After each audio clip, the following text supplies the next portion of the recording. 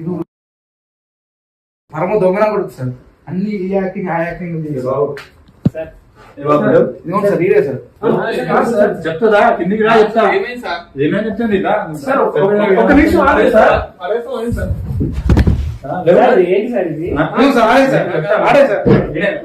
Sir main ఆడే sir. కింద మాట్లాడతా చెప్పండి ఫస్ట్ మాట్లాడదాం.